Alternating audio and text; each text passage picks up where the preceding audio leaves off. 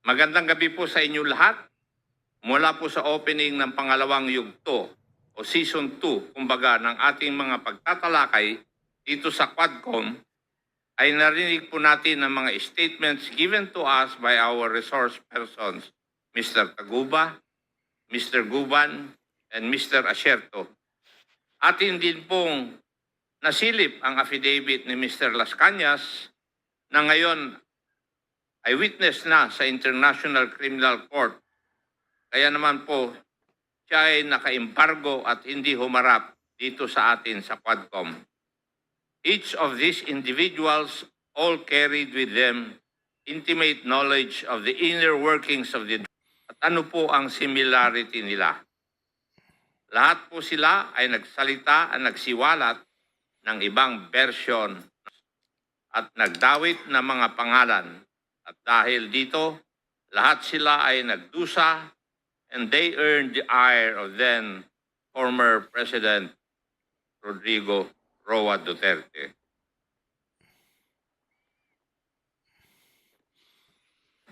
In the Philippines, nagsimula ang sa pag-usbong ng mga laboratory.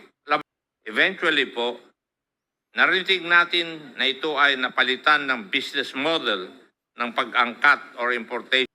Malakas ang business of ang isa sa mga kadahilanan nito ay ang mga importer were able to skillfully exploit cracks sa ating sistema para makapasok sa ating bansa.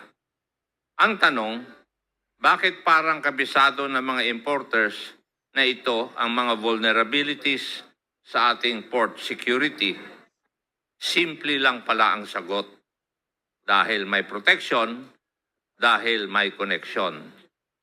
For now, I will let these headlines shown here speak for itself.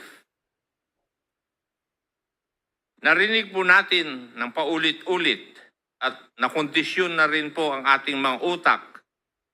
Nagalit si former President Duterte. Sabi nga po niya sa ating law enforcement, pag may sangkot, ngunit the link between former President Duterte and begins with the testimony of two resource persons before this committee, Mr. Mark Taguba and Mr. Jimmy Guban.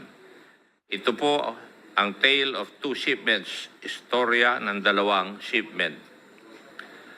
Dalawang shipments kung saan sumabit si Mr. Taguba at Mr. Guban ay nangyari noong taong 2017 to 2018. Yan din po ang taon ng height of the former President Duterte. Kapansin-pansin na kahit magkaibang shipment at ibang transaksyon ang pinag-uusapan, ang detalye ng dalawang kwentong ito ay pareho. Pareho pong bilyon-bilyon ang halaga ng 6.4 billion in 2017 at 3.4 billion in 2018 na pareho pong nakatago sa mga gamit industrial. Metal cylinders in 2017 and magnetic lifters in 2018. Parehong pumasok sa Manila International Container Port at parehong dawit ang mga pangalan ni Honorable Paulo Duterte, Attorney Mans Carpio, and Michael Yang, anak, son-in-law, economic advisor at malapit na kaibigan ni former President Duterte. Nag-testify rin si Mr. Taguba na si Pulong o si Mans ang nagbibigay ng go signal para sa mga special containers.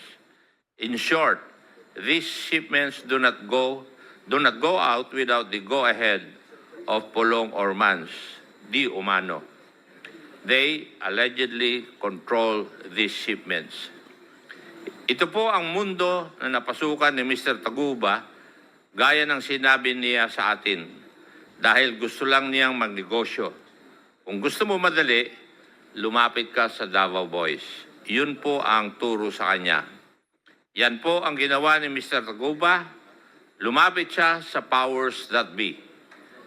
Makikita po natin dito na baka meron ngang kailangang ayusin o baguhin sa ating mga batas. dahil mukhang ang mga maliliit lamang na tao ang napapatawan ng sentensya.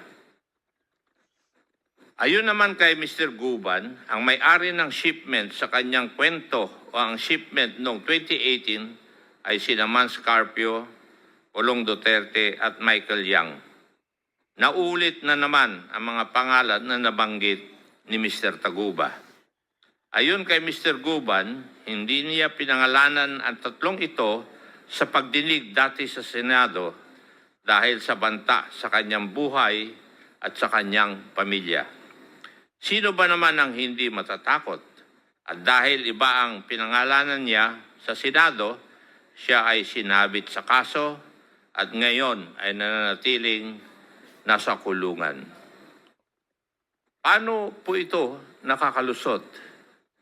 It's a crack in our system, a crack in the Bureau of Customs, ang TARA system. Simple lang po yung TARA system. It's given to the officials of the Bureau of Customs, among others, to push them into a more simple assessment of inbound goods. Halimbawa, aabutan ng 1 million pesos para hindi na ma-x-ray or buksan ng container na papasok. According to the tale of two shipments na nabuo sa testimonya ni na Mr. Taguba and Mr. Guban, ito po ang estilo ng mga magbabayad ng pera sa mga opisyal ng BOC para mabilis na makalusot ang kanilang mga shipments. Oo nga naman, di ba? Papaano madidetect ang isang shipment of suspected kung simple assessment lang, walang x-ray or kahit anong form of physical examination? Ang mga nasangkot na pangalan sa ating tale of two shipments ay dapat palang matagal nang iniimbestigahan. These were all laid bare some time ago by Eduardo Asierto, an intelligence officer, a person in hiding for 6 years now just because of his intelligence report. Nagkamali siyang pangalanan si Michael Yang ni former President Duterte dahil sa kanyang report at dahil ginawa niya ang kanyang trabaho. At sino naman itong si Colonel Eduardo Asierto? Si Colonel Eduardo Asierto ay isang na nag-verify at nag-imbestiga ng mga na nangyayari po sa Bureau of Customs. More than the reports covering the Bureau of Customs, Colonel Eduardo Asierto prepared thorough reports which he shared with the Quad Committee on the involvement of Michael Yang, Johnson Chua, and Alan Lim in the election.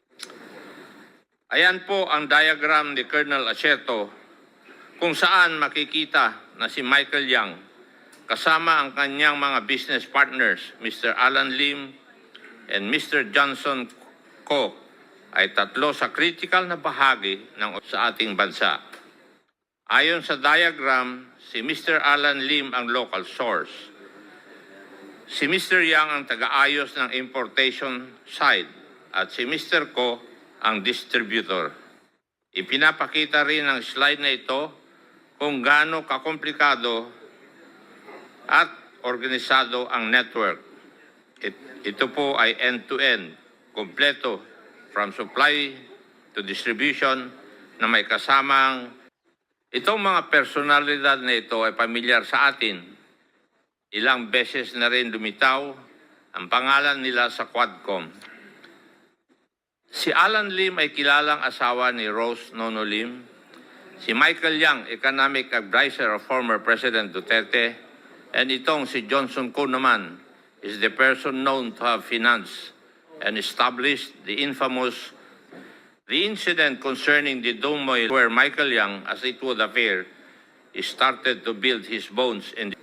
Matatandaan natin na ang kwento sa Dome Oil ay nagsimula mula sa 2 container vans na dumating sa Davao, which Michael Yang and a certain Panther received.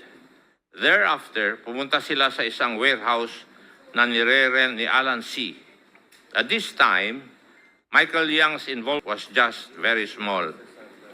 His only task was to transport Ang role niya po niya noong circa 2004 ay ang i-transport. Ito ang napag-usapan natin sa Domoy Raid. 6 na China base sa raid na discover nila na si Alan C. at si Johnson Chua ay ang mga may-ari ng warehouses.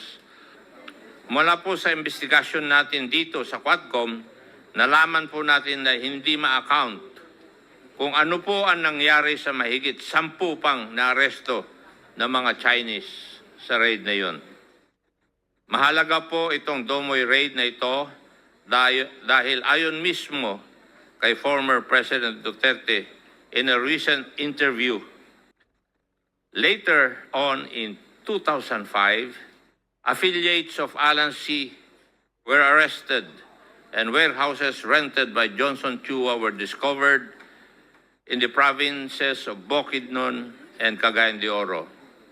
It seems that Johnson Chua did not learn its lesson from the tragic Domoy incident because after 9 years or in 2013, may mga lumabas muli na report ni Mr. Johnson Chua. And it was at this time when the close relationship of Michael Yang to then Mayor Rodrigo Duterte became public knowledge. From receiving shipments from the ports and transporting them, malayo na ang narating ni Michael Yang. He eventually managed to develop contacts in the Bureau of Customs and evolved into a facilitator. As mentioned, maagang nakita ni Colonel Acerto ang operation ng Michael Yang and Alan Lim. In fact, nireport niya ang mga findings na ito sa ilang matataas na opisyal ng gobyerno, including the then PNP chief and even to Malacanang.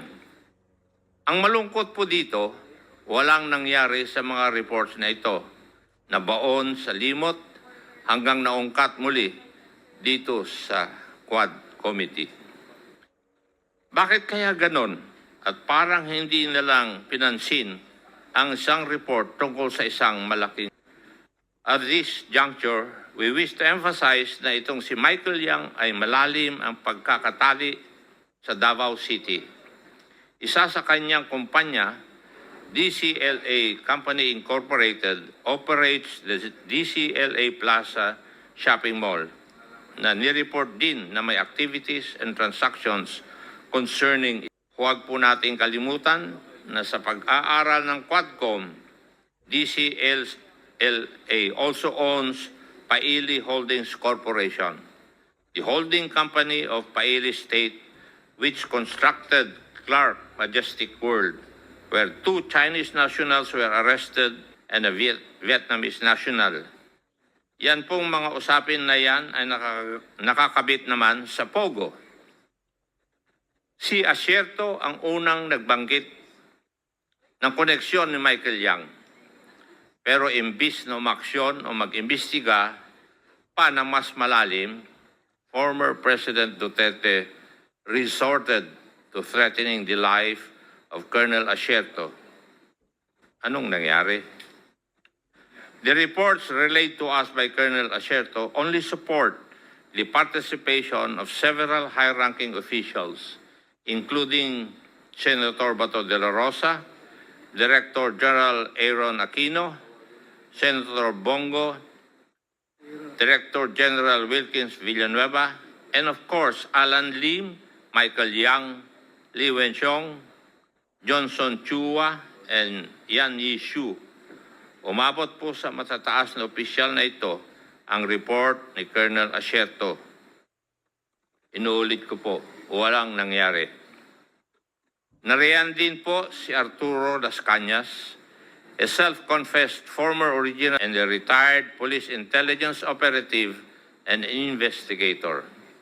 Unang lumutang ang pangalan niya sa mga investigasyon noon sa Senado noong taong 2017. Una, sabi niya walang, ngunit binago niya ang kanyang mga binitawang statements sa Senado at agarang itinuro si former President Duterte. Sa kanyang 186-page affidavit na nakita rin ng Quad Committee, na kwento ni Las Cañas ang tungkol kay Mr. Duterte at mga taong lagi niyang kasama, whether it be about. Incidentally, in his affidavit, Las Cañas recounts the infamous ibang tao ang nagsabi, ngunit pareho ang kwento nila. The most compelling point of the narration was the fact that Las Cañas and company supposedly received 500,000 pesos from former President Duterte himself after 11 Chinese nationals. Maaalala po natin na inamin din ni former President Duterte ang laboratory chemist. Is this not a story that just seems all too familiar? As early as 2004, former President Duterte had already been issued all for the purpose of what? Or in the name of competition. Whatever the reason, just like Colonel Asierto, Las Cañas also makes the connection between Michael Yang. Las Cañas goes beyond the events that transpired during the raid at pinapakita pa niya na si Michael Yang ang naging employer ng mga Chinese nationals. Las Cañas also mentions a certain Alan C., who was one of the Chinese nationals apprehended and later. Does this not sound familiar? This is just like the tale of two shipments, two separate yet parallel incidents tied together by the same personalities involved. Maaalala din natin na nabanggit ng isa pang resource person ang pangalan ni Michael Yang.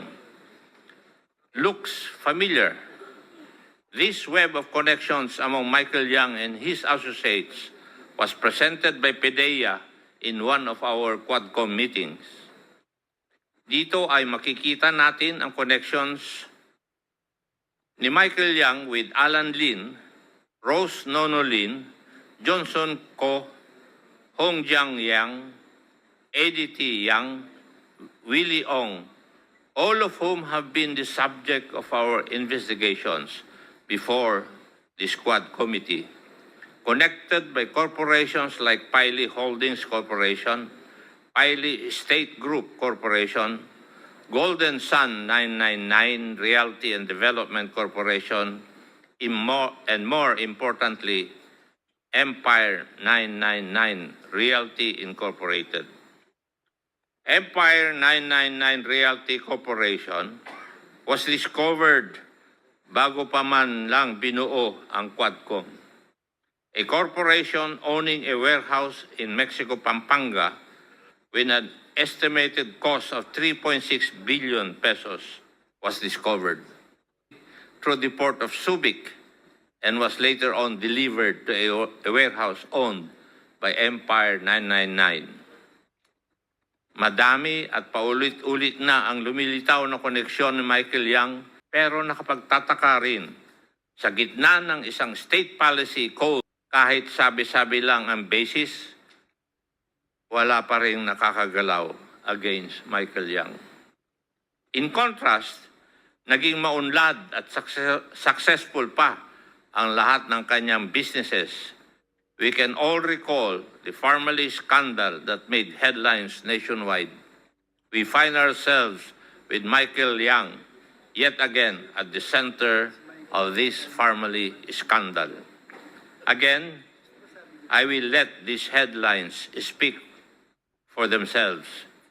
Key Farmally officials such as Wang Chuyen and Lincoln Ong were also quick to point fingers to Michael Yang as the financier and guarantor of the Farmally operations.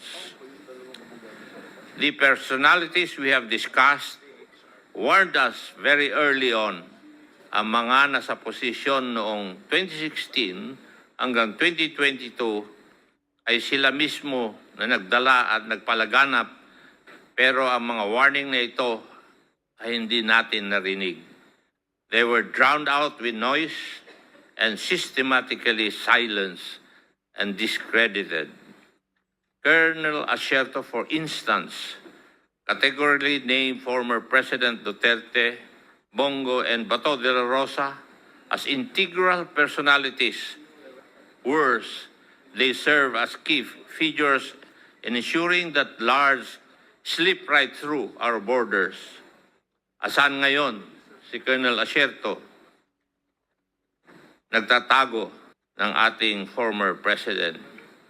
Incidentally, these are the people whose hands are on the purse and the sword of the Republic, and they have deftly used it.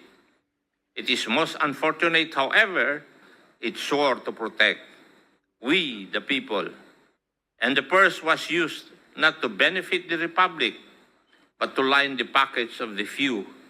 Nilunod po nila ang bayan natin at kumita sila dahil dito. Isa sa mga right-hand man ni former President Duterte, sang-ayon kay Colonel Asierto, he branded former President Duterte napakasakit po dahil Pidigong won on the platform of a hardline stance. Colonel Asierto, Mr. Jimmy Guban, Mr. Las Cañas, and Mr. Taguba have all bared their stories before the Squadcom, and it is through our combined efforts, through their stories, and our interpellations where we discovered common personalities that seem to just be consistently present in all the narratives. Konting silip para sa ating mga kababayan was a convenient way to eliminate competition, more specifically, the local manufacturers. Let us remember ang reward system. And the bigger the catch, the higher the video. Colonel Espinido even adds that awards could go as high as 100,000, and that the system at that time was known to all policemen. It was such a strong but perverse incentive to play along. The existence of the reward system is not denied. In fact, ipinagmayabang pa ito ni former President Duterte at ang kanyang mga alipores. This reward system has long since existed in Davao and was transposed in the national scale noong taong 2016. Evidently, this reward system cost and those distributors who source their product from these local manufacturers. Ano po ang benefit? Open season na po. Ang masama, isa itong naging ugat. Huwag po nating kalilimutan na napakarami, 30,000 ayon po sa datos. Narinig po natin ang mga pamilya ng mga marami sa kanila ayon kay former President Duterte ay collateral damages. Bato de la Rosa. Ladies and gentlemen, the Quad Committee has started to uncover, and it would seem that at the center of it is the former president. Napakasakit po nito dahil tayo pong lahat ay nabudol. Mahirap po ang trabaho natin dito sa Quadcom. Walang gustong pumalag sa sistema. Walang gustong bumangga sa isang popular na dating presidente. Pero kami po, tulad niya ay halal ng taong bayan. Kaya ipagpapatuloy po natin ang ating inquiry at sisiguraduhin po naming ayusin ang ating mga batas upang masiguro na hindi na mauulit ang mga kaganapang ating natuklasan. Sa darating na taon at sa mga susunod na Quadcom hearings, tatalakayin po natin ng mas malalim ang usapin dahil sang-ayon naman po tayo, we will leave no stone unturned. Maraming salamat po at magkita-kita po ulit tayo sa susunod na taon. Marami pong salamat. Thank you, Congressman Acop.